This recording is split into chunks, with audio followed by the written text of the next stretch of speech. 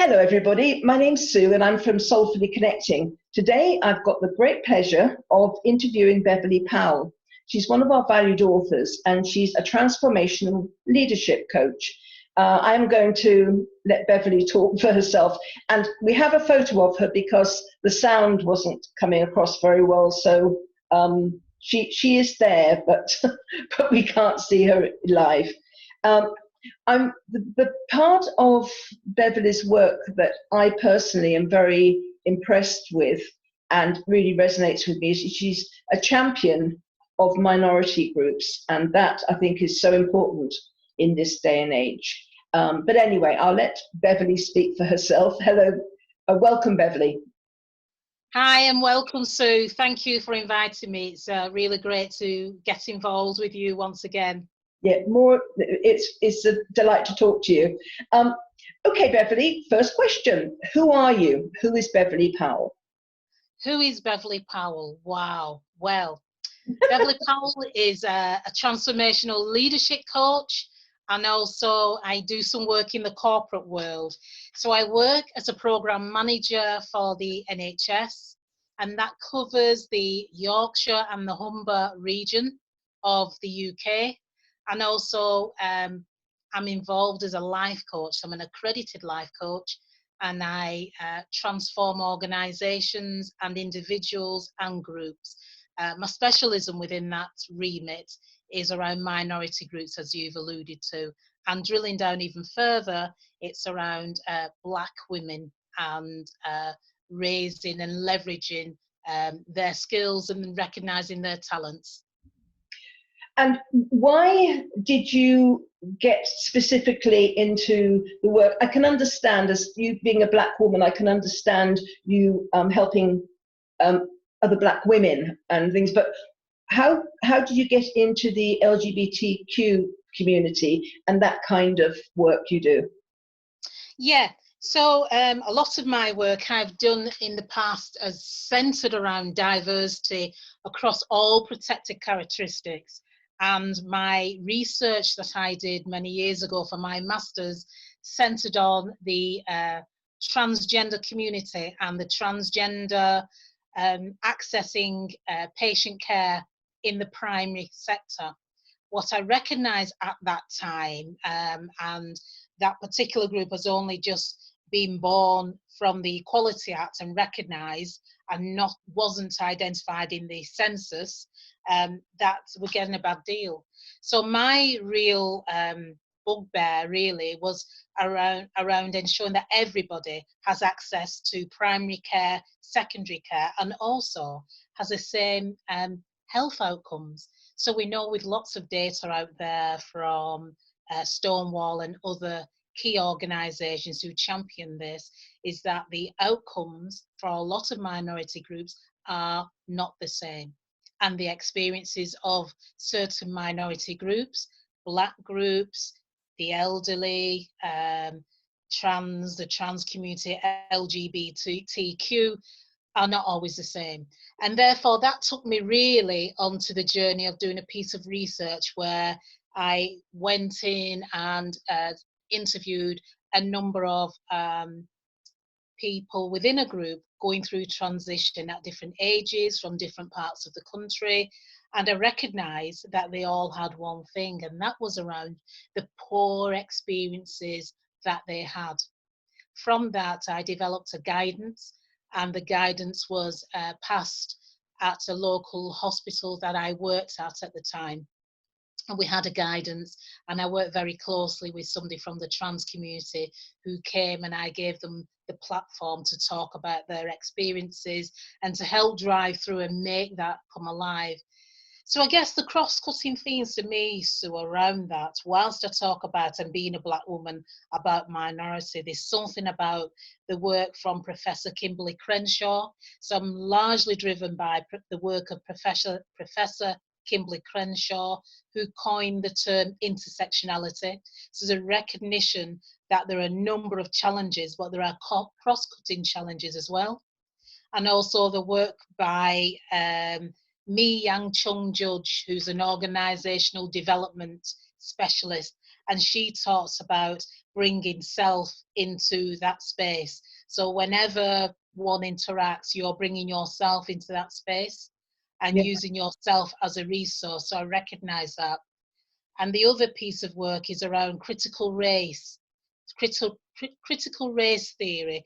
So a lot of my work is around examining the data with a critical eye and making those challenges or readdressing that in a different way. So I'm driven by three key people who's driven this work, if that makes sense. So that really underpins who Beverley Powell is and what I do and why I do it, I guess. Yeah, because I find what's interesting is that, well, what is key is the lack of education in people who don't have the same issues. For instance, many years ago, I worked for a man who had both his legs amputated, so he's in a wheelchair. And there was also another a man in a wheelchair in that particular company. And I used to interact quite a lot with them. And it made me realize how little I actually understood about their challenges of not being able to get into buildings or upstairs, and things I'd taken so much for granted and didn't even think about. It didn't come into my thought pattern at all. So how do you find that within your work, how are you able to get the message out that everybody is equal, everybody is the same? How can you get that network? I know there's networking, but can you get it outside of the into the general public? How do you do that, or can you do that? I guess the way that my approach to that is no one is an island, and so I like to collaborate a lot with people. And I collaborated recently and wrote a blog in my on my LinkedIn page, and that was a really good collaboration with a lady who is from the LGBT community, and we was invited by Bradford University to provide a workshop around inclusion, and we used the space as an OD space, and we looked at equality and diversity using the skills by Mi Yang Chung Judge. So we both use ourselves as a resource. And that's the way I get my work across, by working in collaboration with others with a different lens and having an open and authentic discussion.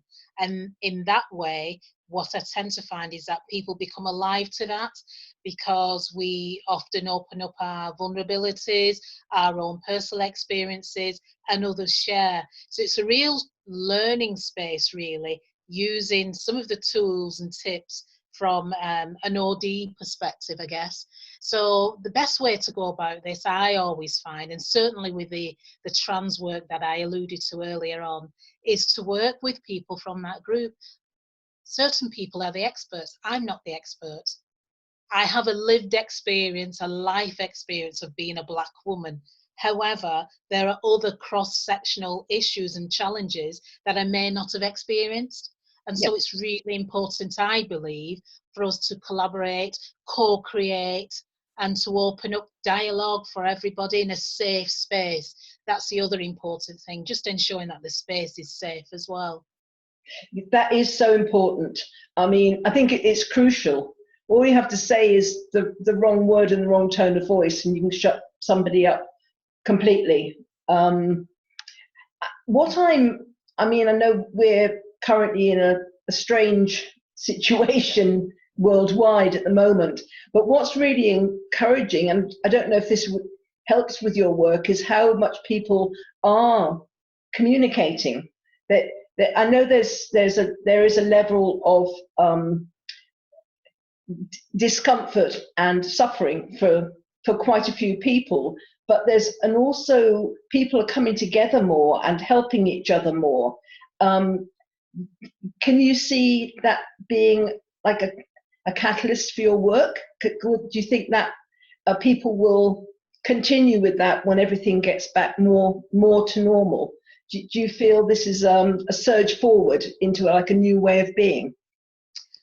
I certainly believe that we'll never go back to where we were pre-February. That's going to change, and I think it will evolve as well. And what's become apparent for me, and I believe it for others, and I've seen this on social media with even the likes of Jamie Oliver and other people, creativity is kicking in. So where we took things for granted, we are having to, I guess, look at ourselves and think, well, we did this before, that resource isn't available, so what can I do? Yeah. Even to the point of exploring cooking and baking, writing, creative writing, all sorts of things. I'm a big fan of reflecting, journaling, so lots of journaling and teasing that out. I've stacks of books where I've started to read 1 or 2 chapters, then I've gone away and gone to do something else. So this has been a really encouraging time, really, to harness all what we have and to look at my glass actually is half full, it's not half empty, and using that around creativity. The downside of that, my fear is, from a diversity perspective, is that this environment doesn't suit everybody in terms of mental health. My own professional career, I spent as a senior manager working in the prison service in a Category B men's prison. And some of my studies involved critical psychology, child psychology, and even from that experience, seeing how some people don't thrive very well on lockdown. I know we look at it totally different, but looking at it in the wider perspective, thrive well in this and others don't. So coming out of this is going to be a piece of work for us to explore and support those who may feel very challenged in terms of mental health raising its head. But for me personally, the creative side has really, really kicked in. So I've made full use of that. In fact, I'm reading a book I ordered recently by Dr. Christiane Northrup. I like her. I like her work. Yeah. I've only just bumped into her in the last couple of weeks where I'm following her on Instagram about the awakenings. So I've bought her book on dodging energy vampires. So again, looking at reflecting and looking at energy vampires. Are there any energy vampires in when I deliver my work or within my life, to clear those out? How do we clear those and come out of this stage as a cocoon, come out of this stage in the form of a butterfly, if you like? I'm being visual here. But her work as well is really helping to pull things together for me and see things in a different light. Yeah, I mean, I really like her work. In fact, I've heard her speak just recently on the food revolution. I listen to that every year, and she gets interviewed on that. The other person whose work I think is quite pertinent at the moment is Brené Brown. I don't know. Yeah, I mean, because I think at the moment, I think people are becoming face to face with their life choices, aren't they?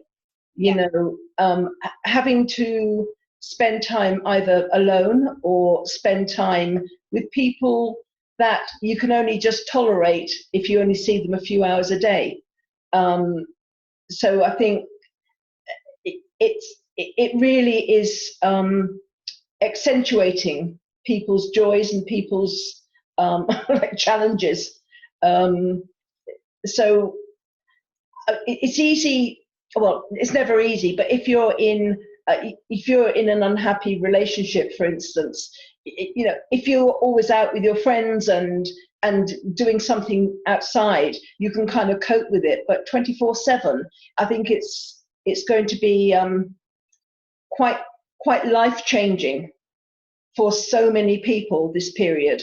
When, I mean, as you're no doubt very well aware of this move, this kind of global and planetary move to a more loving and compassionate time. And I think it's just getting people to sort out their lives and what they want for the future and what they don't want. I think it's very transformational. So I think your work is It's quite very much on point at the moment. Yeah, sure. I do believe the work of a coach now, it's our time to help others. I'm a big fan of, or I see myself as a servant leader. There's an author, James A. Autry, who wrote a book called The Servant Leader. Oh, And I'm a big fan of being a servant leader. What does that mean? It's just serving others yeah. with the skills or whatever I've acquired or the challenges that I have faced. It's being a servant helping others. And I see the role of a transformational coach in being one of being a servant. The other piece of work that I'm very much drawn to and reading his work, following his work, is the work by Dr. Wayne Dyer. I love him. And Fantastic. Dr. Wayne Yeah. Dyer,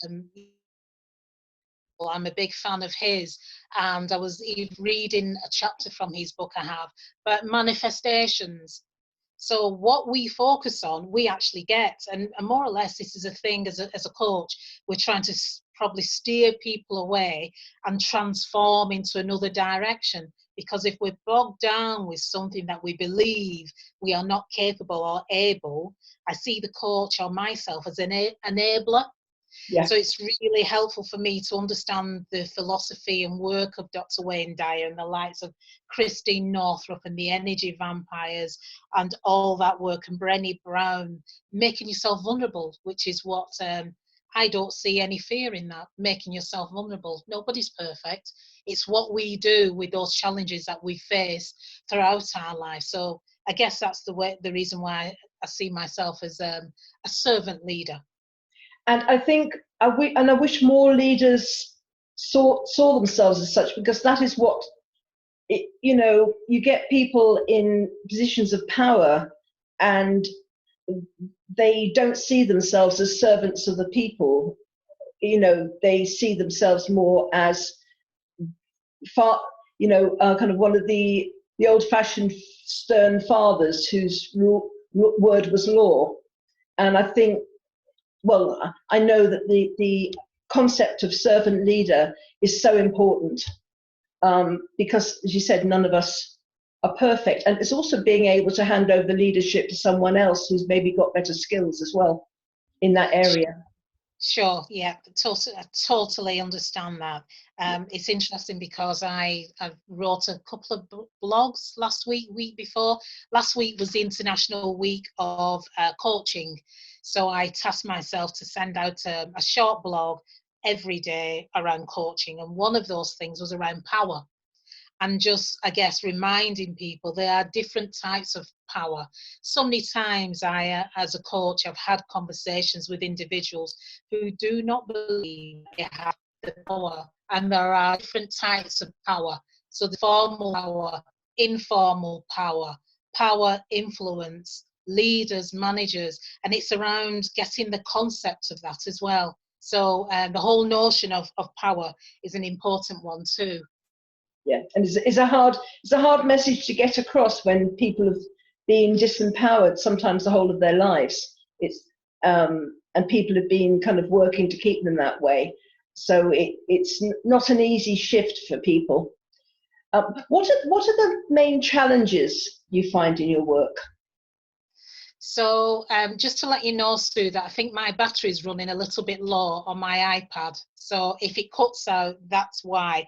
So I'll run through that question that you've asked me. Some of the challenges are getting into those spaces as I guess as a Black woman, as a woman. Yeah, I think those can be the challenges. They were stronger challenges many years ago, but I don't really see them as being a challenge now. Actually, I see them as using that as a platform, because I am somebody different with a different perspective, a different lens, looking at different things. So those have been a stronger challenge in the past.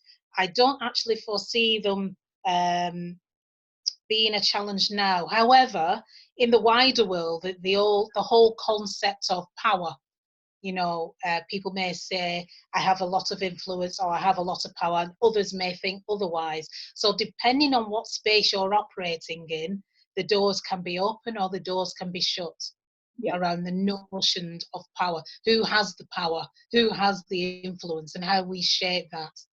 Yeah.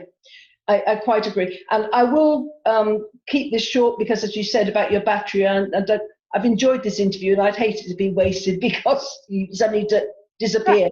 So what are the joys that you have with your work? Oh gosh, there's so many, Sue, and I'm so blessed to be in this space as well. So the joys for me are just seeing clients, groups, organizations not knowing what to do, no direction, and then 12 months later you're invited to see them as a keynote speaker, or you're invited to a staff network group that has mobilized, that is sustainable, that's making a difference, at board level and making an impact on the experiences of workforce or on patients. And that's really what drives me. I'm getting goosepimples when I speak about it. That is what drives me. And that's why being a servant leader, giving those tools as a servant and watching others fly, flourish, and the notion of lift as we climb, that's really what floats my boat, Sue. Oh, that must be absolutely amazing to see other people that you know that your words have helped them to fly. And sure. Yeah, I think that's wonderful. So how can people get in touch with you because I know you do individual coaching as well. So how can people get in touch with you? So I have a website, which is www.readytolead, all one word. So people can get in touch with me there, readytolead.uk. I also have a LinkedIn account under my name, Beverley Powell, and I will be creating a newsletter, my first newsletter. With that, I've just created an ebook on one element of leadership, which is around influence. So for those who are interested, if they sign up to my newsletter via my website, I will be giving out my free ebook on influence, which is a key element of being a leader. And of course, via yourself, I'm connected with yourself, Sue. So I'm sure I'll be writing bits and pieces and contributing. So I'll be available there as well. Fantastic. Beverley, it's been a real pleasure talking to you, and